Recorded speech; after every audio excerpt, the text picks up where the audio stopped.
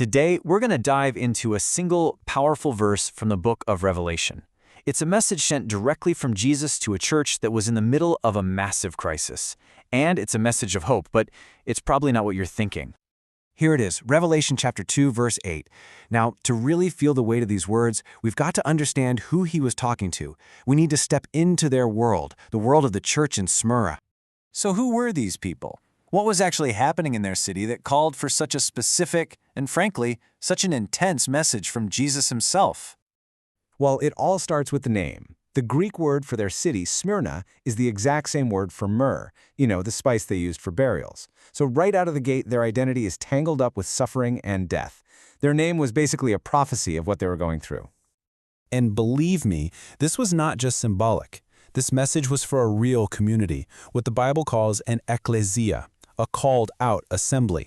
They weren't just some social club. They were a people called out from the culture around them, and because of that, their faith was costing them, well, everything. They were facing brutal, real-world persecution.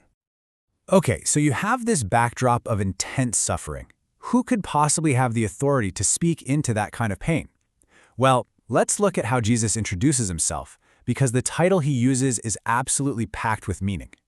He starts by calling himself the First. Now, this doesn't just mean he's first in line. It means he is the absolute origin, the source of all life, the one who started the whole story. Everything begins with him. And then he adds, and in the last, he's the completion, the fulfillment. He's the goal that all of history, all of creation is racing towards. So he doesn't just start things. He's the one who brings them to their final, ultimate conclusion. I mean, just stop and think about the scope of that claim for a second. The Alpha and the Omega, the beginning and the end.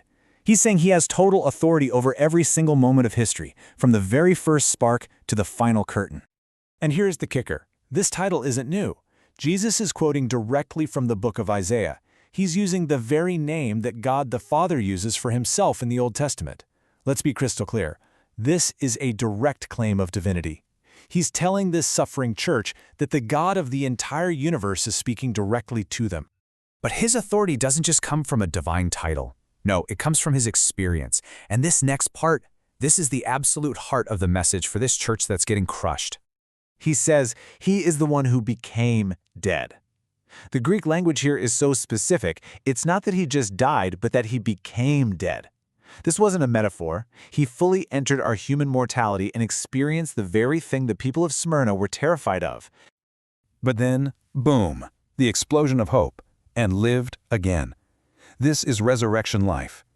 Death did its absolute worst to him, and it still couldn't hold him. Death's power was shattered. It was definitively, completely broken. Now, this is so important, so listen closely. Notice what he doesn't say. He doesn't promise to magically snap his fingers and make their suffering disappear. He doesn't offer an escape hatch. Instead, he offers something infinitely more powerful, his own identity.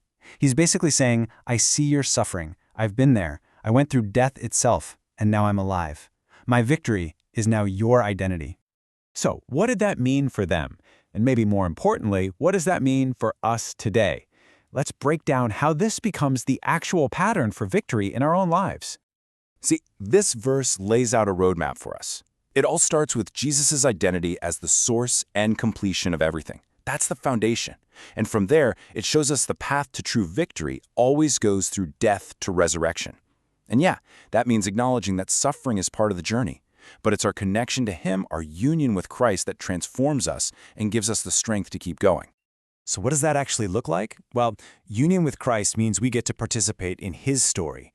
We die to our sin, to our old way of living, and we are raised with Him into a brand new kind of life, a resurrection life that starts right now, not just when we die. It's exactly what the Apostle Paul was talking about when he said, we become a new creature. All right, let's land the plane here. What's the ultimate takeaway from this message sent 2,000 years ago to a struggling church? What's the final word on life and death? The answer is simple. There is one. One victor over sin, one victor over deception, and one victor over death itself. And that victor is Jesus Christ. And that's the promise for you today. Because He conquered it all on the cross, you don't have to stay stuck in brokenness. Victory is available. This isn't just some ancient story. It is a personal invitation to a completely different way of life. So I'm going to leave you with this. The next time your life feels like Smyrna, when it feels like suffering and death are winning, I want you to remember who you follow. You follow the first and the last, the one who became dead and is now forever alive. He went through the grave and came out the other side. And because of him, so will you.